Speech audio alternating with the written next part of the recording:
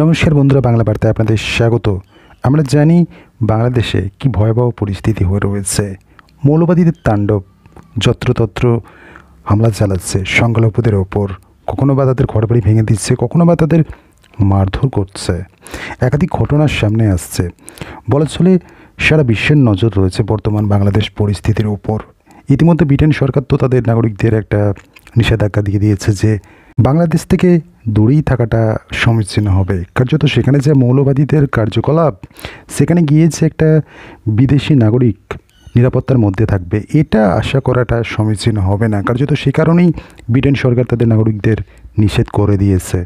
বাংলাদেশে যেন না চায় বা বাংলাদেশকে যেন এখন এড়িয়েই চলে, কারণ সেই মৌলবাদীদের তাণ্ডব, কট্টরপন্থীদের তাণ্ডব তো চলছেই। সংখ্যালঘু যারা বাংলাদেশে রয়েছে, হিন্দু যারা রয়েছে, তাদের উপরই অকথ্য অত্যাচার চলছে। সেই মুহূর্তে ইউনূস ধর্মীয় নেতাদের সঙ্গে একটা বৈঠক করছেন। সেই বৈঠকে তিনি সদ্য ঘুম থেকে উঠলেন এরকম একটা হাবভাব দেখালেন। কি বলছেন তিনি সংখ্যালঘু প্রসঙ্গে? তিনি বলছেন, শুনছি নাকি যে সংখ্যালঘুদের উপর নির্যাতন হচ্ছে, অত্যাচার হচ্ছে। যখন বাংলাদেশে এই সমস্ত ঘটনায় উত্তাল, চিন্ময়প্রভু গ্রেপ্তার হলেন, এত হুলুস্থুলুস কাণ্ড, যেন ঘুম থেকে সদ্য উঠলেন ইউনূস, নাকি তার এটা ভণ্ডামো, সেটা বলাটাও সমীচীন হবে। কারণ তিনি তো এরকম একটা কথা সেই মুহূর্তে বলছেন যখন হাজারো ঘটনা ঘটে যাচ্ছে। তিনি একদম সরকারি শীর্ষ স্থানে রয়েছেন। তিনি কি জানতেন না বা জানেন না কোথায় কী ঘটছে, নাকি এগুলো ভণ্ডামো হচ্ছে? মোহাম্মদ ইউনূস বৃহস্পতিবার ঢাকার ফরেন সার্ভিস একাডেমিতে ধর্মীয় যারা নেতা রয়েছে, এক প্রকার কট্টরপন্থী বললে ভুল হবে না, ধর্মীয় তো তারা না, যে সমস্ত কার্যকলাপ করছে, একজন প্রকৃত ধার্মিক লোক এই সমস্ত জিনিসগুলো করতে পারে না। কট্টরপন্থী যারা, তারা এই সমস্ত কার্যকলাপগুলো করতে পারে। কারণ অন্য ধর্মের প্রতি যারা প্রকৃত ধার্মিক হয়, তাদের একটা শ্রদ্ধা থাকে। বর্তমানে যে সমস্ত বাংলাদেশি নেতাদের দেখছি, তারা তো মনে হয় না ধার্মিক, উগ্রবাদী এবং মৌলবাদী। তাদের সঙ্গে বৈঠক করছে ইউনূস, আর সেখানে বলছে, শুনছি নাকি সংখ্যালঘুদের ওপর নির্যাতন হচ্ছে, তবে এবং বলছে এই বিষয়টা খতিয়ে দেখছি। এত কিছু হতে চললো।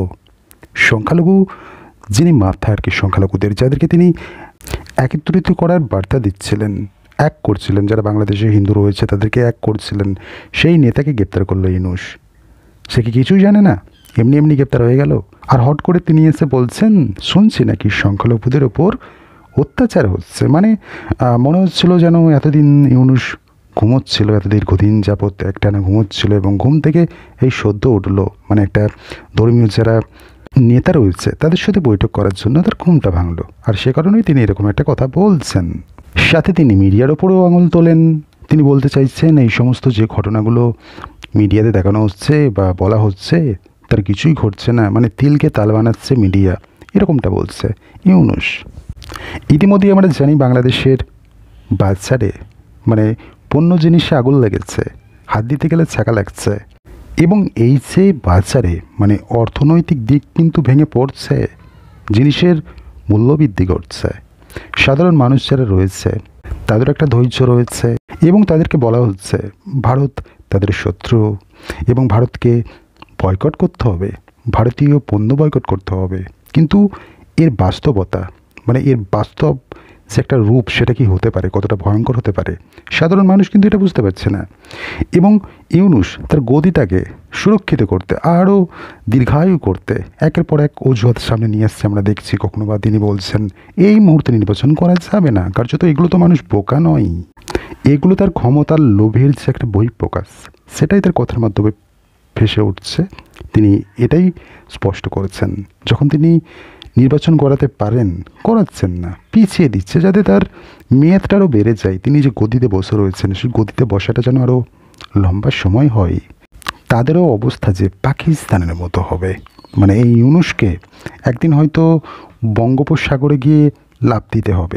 তিন পাশে তো ভারত রয়েছে, আর তারপরে বঙ্গোপসাগর, তো যাই হোক, সেখানেই হয়তো লাফ দিতে হবে। এটা শুধু সময়ের অপেক্ষা। বাস্তবতাটা কি হতে পারে, ভারত যদি সর্বস্তরে, সর্বত দিক থেকে বাংলাদেশকে বয়কট করে, সেখানে কি হতে পারে, সেটা সাধারণ মানুষ বুঝছেন না। তাদেরকে হাওয়ায় ভাসিয়ে দেওয়া হচ্ছে, যুক্তি পেরিয়ে, যুক্তি তর্কের ধার না ধরে তারা হাওয়ায় ভাসছে। এই হাওয়া যখন ফুস হয়ে যাবে, তখন তারা মুখ থুবড়ে পড়বে। আর এই কট্টরপন্থী মৌলবাদীরা যে তাণ্ডব চালাচ্ছে তাদেরও বাটি হাতে নিয়ে ঘুরতে হবে একদিন। যে সমস্ত বড় বড় নেতা রয়েছেন যারা এখন বড় বড় কথা বলছে, ভারতের অবস্থান ভুলে গিয়ে তারা ভারতকেই হুঁশিয়ার দিচ্ছে, আগামীতে তাদের কী অবস্থা হবে সেটা খুব সহজেই অনুমান করা যায়। যাদেরকে সঙ্গে নিয়ে হয়তো এই সমস্ত নেতারা গলা ফাটাচ্ছে, একদিন হয়তো যে ব্যক্তিগুলোকে নিয়ে তারা মিটিং মিছিল সমাবেশ করছে এই সমস্ত লোকের হাতেই ধোলাই খাবে।